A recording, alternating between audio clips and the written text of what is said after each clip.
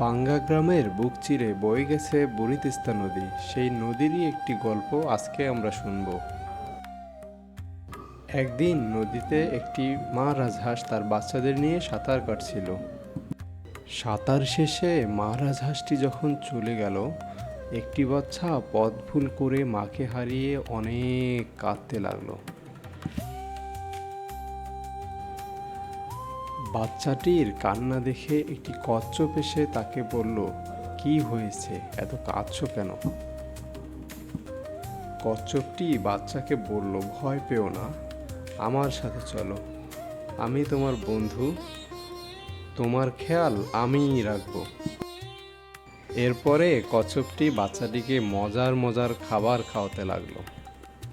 বাচ্চাটিও কচ্ছপের সাথে খেলায় মেতে উঠল। কচ্ছপটি রাজহাঁস ছানার অনেক সেবা করতে লাগলো। তারপরে হঠাৎ একদিন মা রাজহাঁসটি তার ছানাকে নিয়ে যেতে আসলো।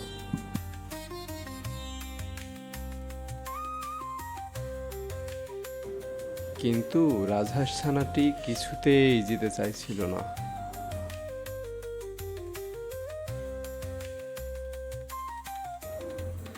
তারপরে কচ্ছপ আর রাজহাঁস ছানাটি একসাথে থেকে গেল।